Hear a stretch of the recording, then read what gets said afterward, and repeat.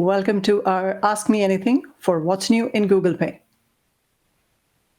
My name is Archana Malhotra, and I have here with me Soc Sieng and Rajiv Appana to help answer some of your questions. Hi, I'm Soc. I'm a developer advocate with Google Pay. Hi, I'm Rajiv Appana, and I lead product for both Google Pay merchants and online. So we want this session to be as helpful as possible for you. So please don't forget to post your questions. Just tap on the Q&A icon to the right side of the live stream video on the IO website to post or vote. We will choose the top voted questions and try and answer as many as we can in this session. So now let's get started. The first question is from Mike. Why should I, as a developer, implement GPay APIs? How do I benefit from it? That's a great question, Mike. Archana, I can take this one. Sure. Look, today, if you are a merchant, if you are a developer, you're spending inordinate amount of time trying to optimize your checkout flows, right? Especially mobile checkout flows are especially hard, multiple steps. What we do with Google Pay is provide you with one-click checkout experience, right? So there are over 150 million users who use Google Pay today in 40 countries. They have not just their credit card information stored, but they also have their billing and shipping addresses all stored with Google Pay. Essentially, we allow the user to click with one click, they can share their payment information, their shipping information, and their billing information directly with you, the merchant, and the checkout experience gets really, really fast. So what does that mean specifically for you as a merchant? It means improved conversion. It means that guest checkouts will be fewer in number and they'll be much faster. And then finally, you can also add Google Pay checkout directly to the product page so that the checkout can take place from the product page itself. So removing many, many steps in the entire checkout funnel. So these are some of the reasons you should use Google Pay. On Android specifically, it's a native experience and it's very powerful. Cool. Thanks, Rajiv. The next question is from Anders. Is there any plan for, or does there already exist a method of using Google Pay on both Android and iOS? I can take this one. Sure. So Google Pay, the web integration already works for Android and iOS. So it's available on modern browsers. Checking out using Google Pay provides a native experience on Android. And on iOS, it's an equally, usable experience as well. If we're talking about like native integrations, one of the things that we've announced recently is an open source Flutter plugin. And while that isn't Google Pay specifically on iOS, what it will do is it will support Google Pay on Android devices and Apple Pay on iOS devices.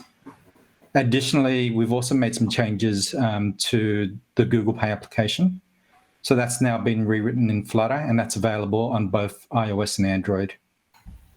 So yes, depending on what you're referring to, Google Pay is available on both iOS and Android. Thanks, Soc. So moving on to the next question. It's from Fernanda.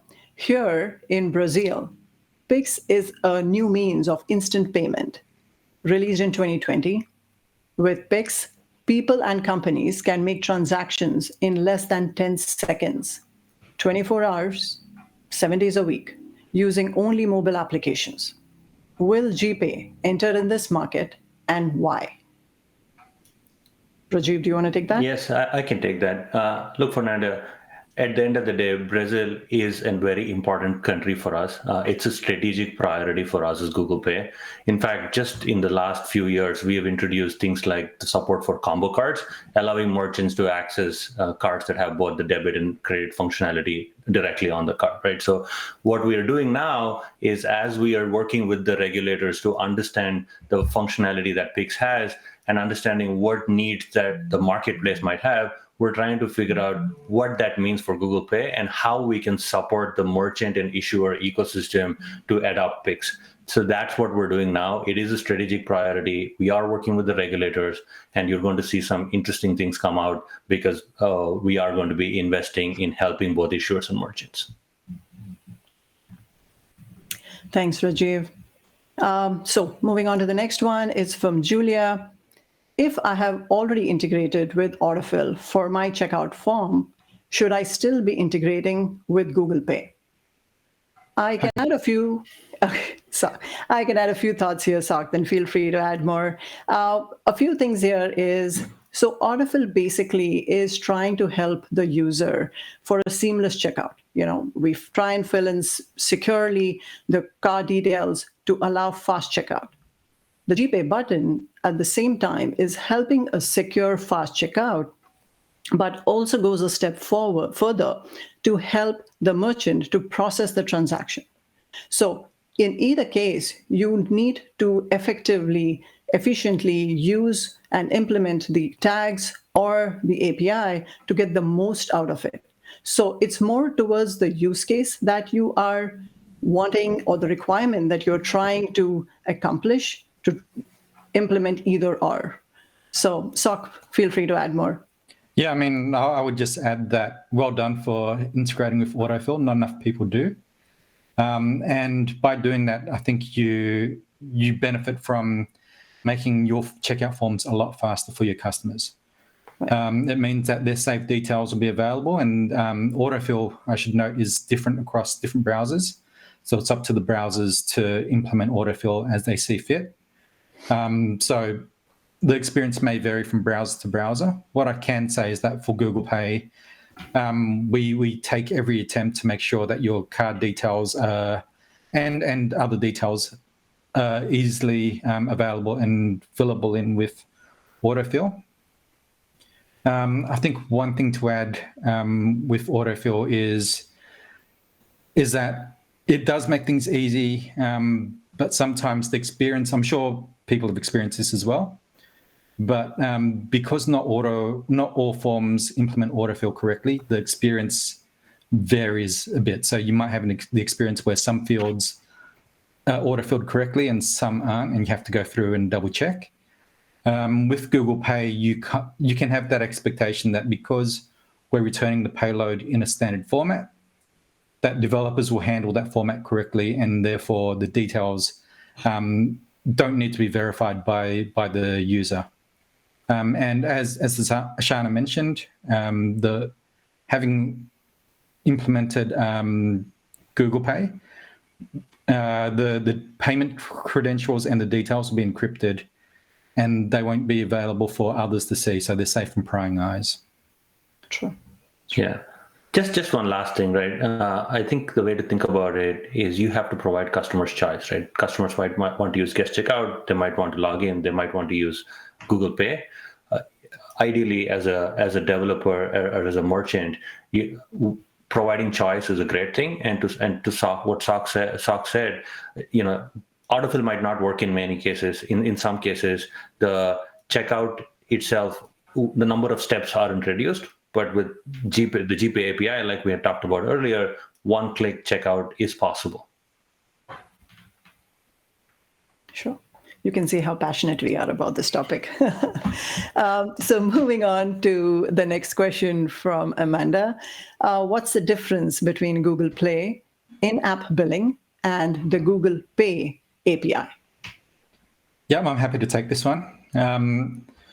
So the Google Play In-app Biling is used for Android apps that are downloaded from the Google Play Store. And it's used primarily for things like digital purchases or items that are meant to be used within the app. So some examples of that might include unlocking certain features of the application, going from like a free version to a premium, or some other digital goods, like if you were downloading movies and videos for use within the app. That's a good use of the Google Play billing services. And it goes beyond that because it's actually a requirement. It's part of the policies when offering these apps on Google Play. On the other hand, if you're selling physical goods or making purchases for things that are meant to be used in the outside world, the real world, other payment options are available, including credit cards and Google Pay. And that's in the Android space. Outside of Android, when it comes to web, you're free to use any payment method. We strongly encourage using Google Pay for purchases because it makes the checkout experience a lot easier. But at the same time, there are some APIs being released on web that might suit your needs better. So an example of that is the Digital Goods API that allows you to use the Digital Goods API and the payment methods in the Play billing services on Android to be used to pay for digital goods. Thanks, Soc. Moving on, the next question is from Yanis. What are the plans for expanding GPay, contactless payments, into new regions? Rajiv, you want to get that? Yeah, I think the way to think about it is we're always expanding. We expanded last year. We're going to continue to expand into new regions. There's a lot of factors that we'll look at, right? The Android penetration, NFC phone penetration, as well as the number of NFC terminal penetration, and those are the things that we'll look at while we're looking at where we want to expand. I can't specifically comment on the countries that we are going to be expanding in the near future. Sure. Yep. Okay, moving on. Next one is from Renan. Is the Google Pay API an alternative to Stripe, or is it something else? I'll take this one. Soc, yeah. So Google Pay API versus Stripe, they're both involved in payments, but they're not exactly the same. So Stripe, for example, is a payment service provider, and they'll process your payments as well as providing an API for you to use within your apps and websites. So the difference between Stripe and Google Pay is Google Pay will facilitate the payment. So we'll connect businesses with users that have card details already saved to their Google account. And we'll make that available across a number of different partners. So we've got something like over 160 different payment service providers that have partnered with us that can then take a Google Pay payment token to be used with to be processed with the different payment service providers. So I think Stripe as an example among others, will process the payment. And if they do provide a library, sometimes they'll do it and provide, say, Google Pay as a payment method. I think you should feel free to use them as a payment service provider with their libraries if it makes the integration easier. If you find that there's a feature that the Stripe libraries don't support, then an alternative is to integrate directly with Google Pay, pass those payment tokens, payment credentials over to Stripe, and process the payment directly via their APIs. So yeah, they're both involved in payments. They're slightly different. They cover different spaces, but Stripe is a partner of ours. Cool. And Soc, just to add, do we have developer documentation and all that we can point people to in this area? Yeah, so we've got our developer documentation site.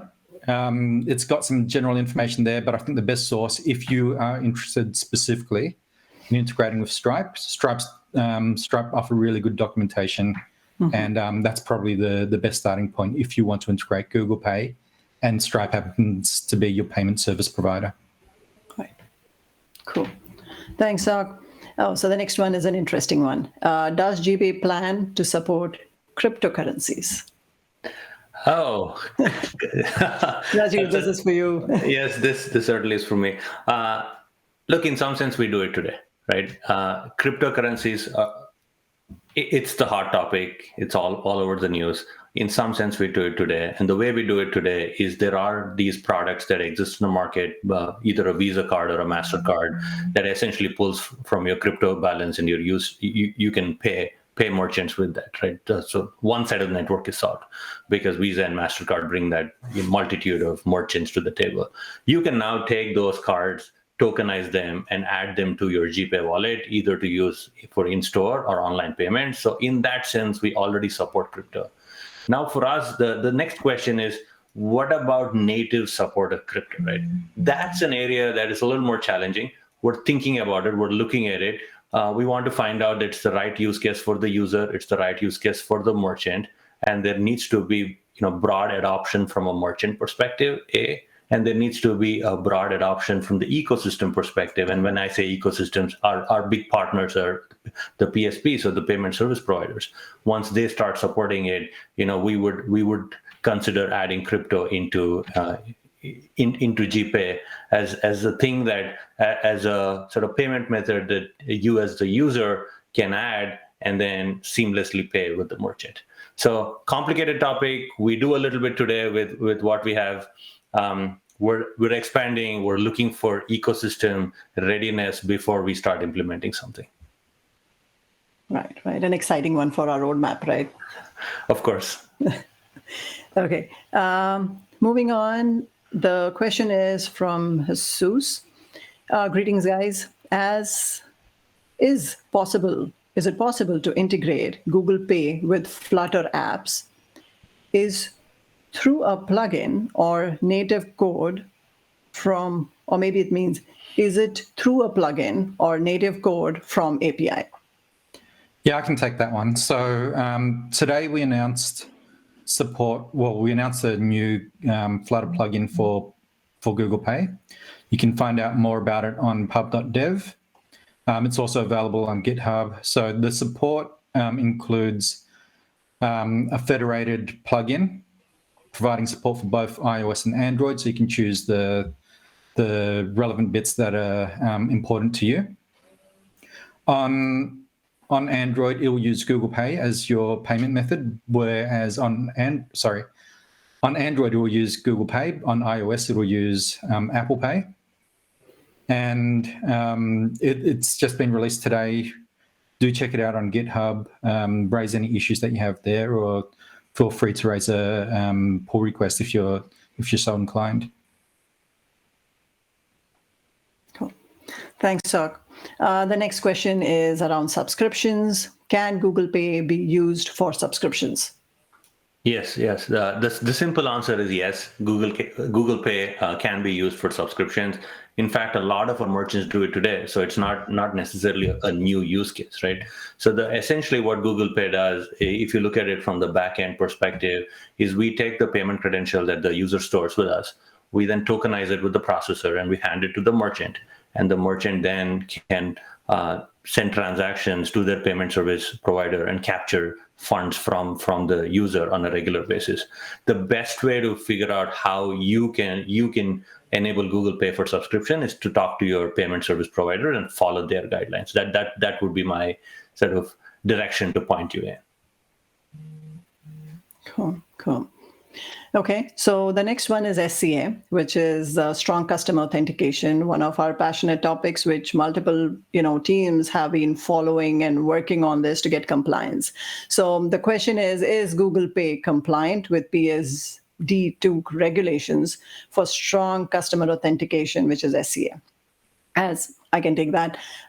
As mentioned, this is one of our passionate topics. We have a lot of effort that we have done on this. And yes, Google Pay is compliant with PSD2 requirements.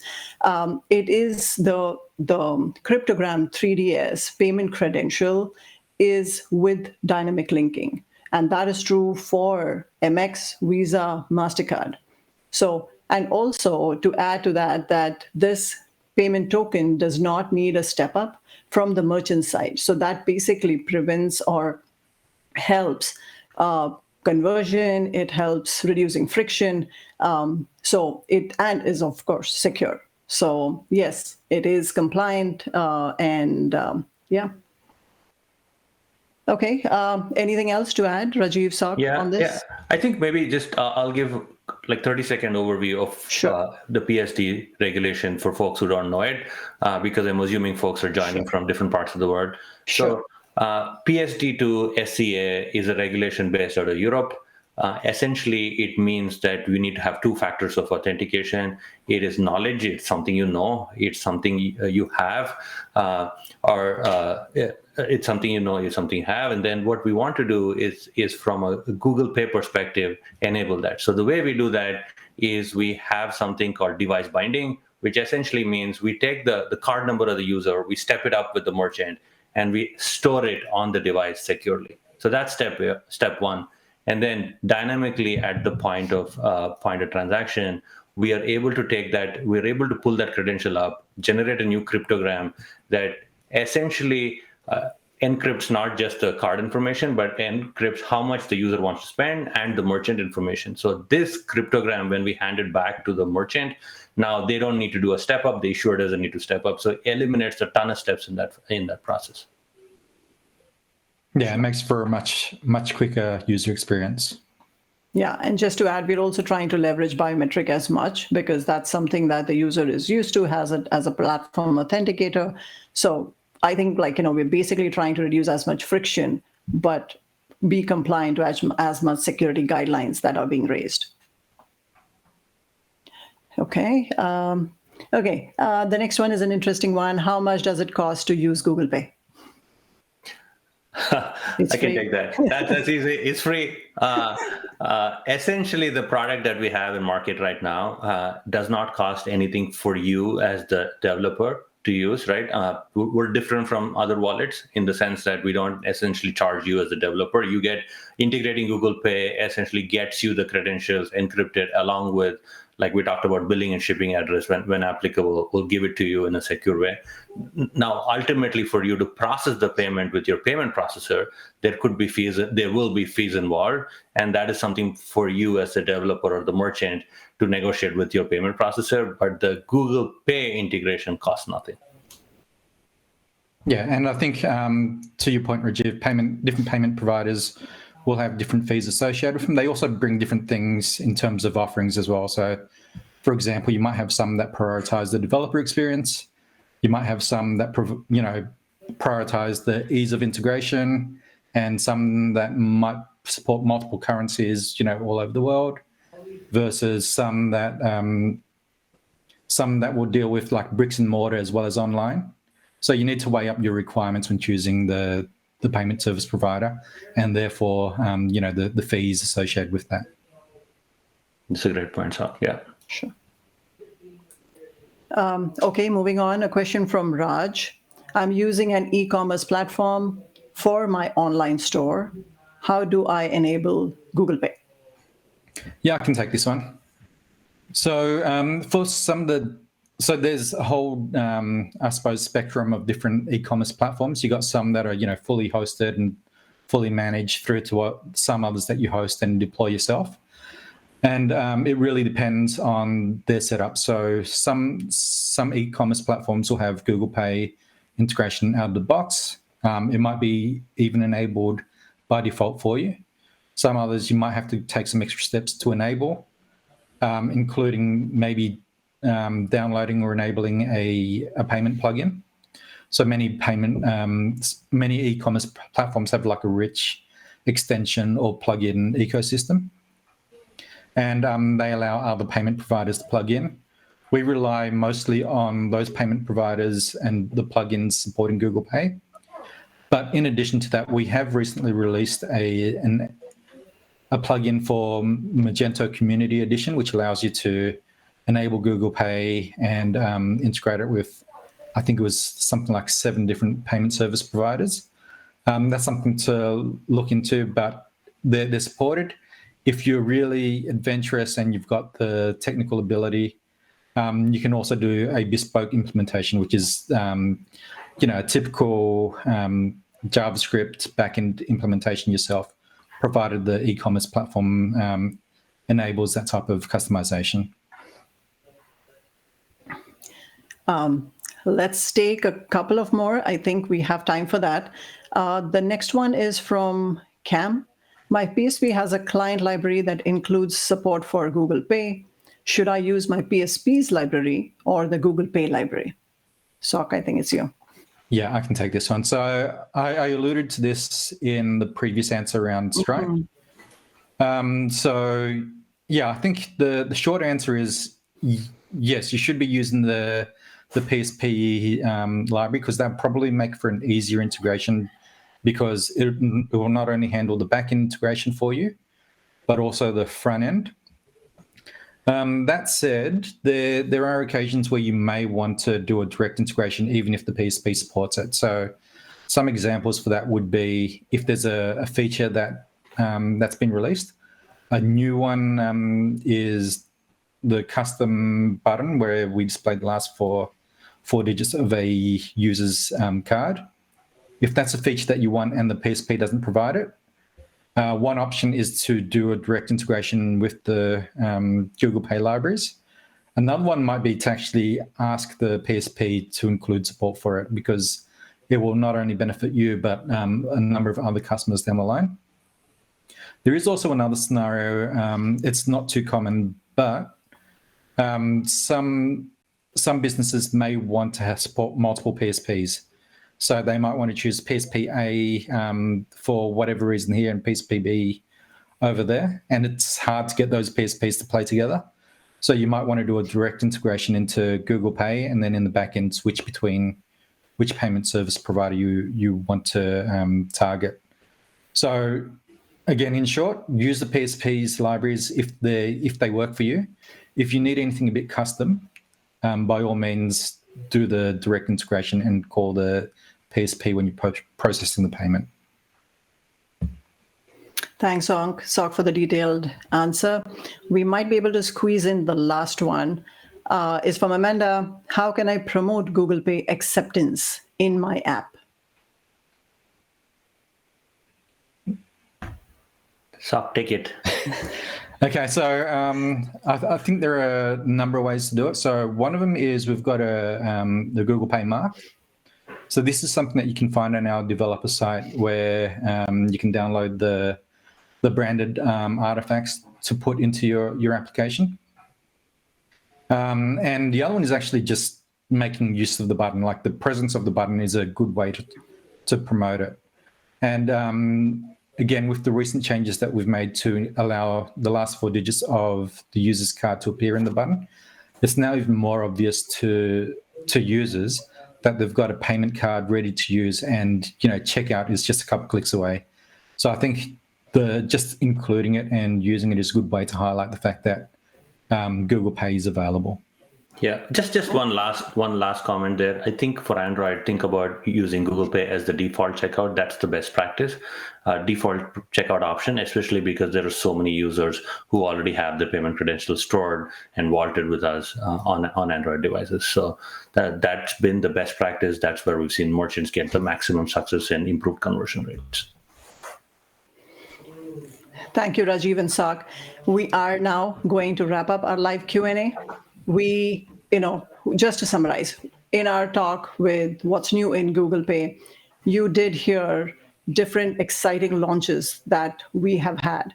We are continuing to work, and we will continue to focus on areas where we can provide secure transactions for both our customers and merchants. We will continue to work on improving our UX. We are trying to work to get different button strings for integrations, improve our integrations for which developers can benefit, and also try and improve our conversion rates for merchants by adding more value to our consumers. It could be offers, loyalty, passes, and much more. So you are going to hear more from us, and we are really excited that you were able to join us for our Ask Me Anything for what's new in Google Pay. So there is also documentation on our website. So please look at the developer docs, reach out for any questions that you need, and we will try and help you out. So hope this session has been informational and useful. Thank you so much for joining us for Google I/O 2021, What's New in Google Pay. Thank you. Thank you.